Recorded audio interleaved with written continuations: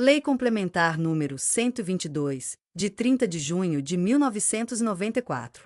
Dispõe sobre o regime jurídico único dos servidores públicos civis do Estado e das autarquias e fundações públicas estaduais, institui o respectivo estatuto e dá outras providências.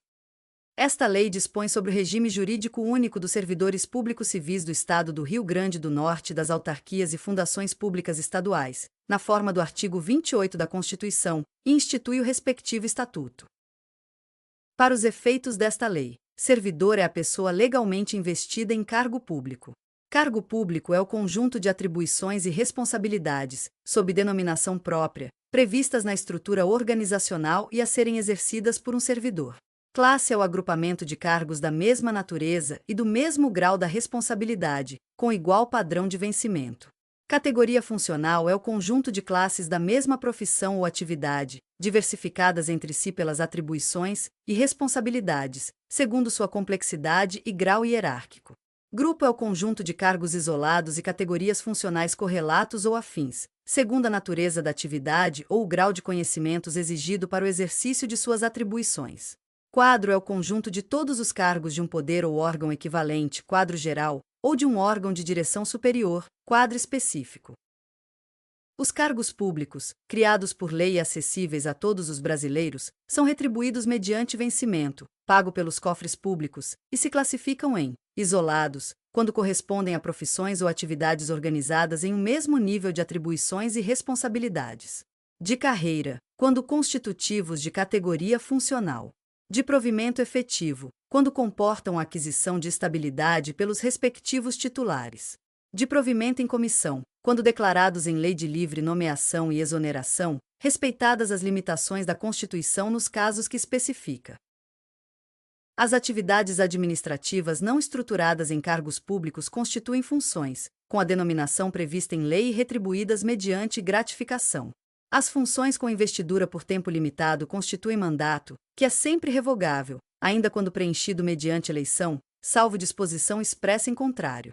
São vedados a prestação de serviço gratuito, salvo quando declarado relevante nos casos previstos em lei, o desvio do servidor para o exercício de atribuições diversas das inerentes ao seu cargo efetivo, sob pena de nulidade do ato e responsabilidade administrativa e civil da autoridade que o autorizar. Provimento é o ato de preenchimento de cargo ou função pública vago, atribuindo-lhe um titular. São formas de provimento de cargo público: nomeação, promoção, readaptação, reversão, aproveitamento, reintegração, recondução. As funções são providas mediante designação. O provimento por eleição restringe-se aos casos previstos em lei.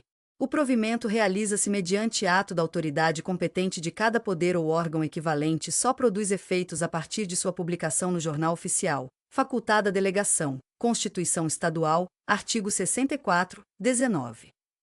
A investidura em cargo ou função ocorre com a posse, preenchidos os seguintes requisitos: nacionalidade brasileira, gozo dos direitos políticos, quitação com as obrigações militares e eleitorais, nível de escolaridade exigido para o cargo ou função, idade mínima de 18 anos, aptidão física e mental, comprovada em inspeção médica oficial.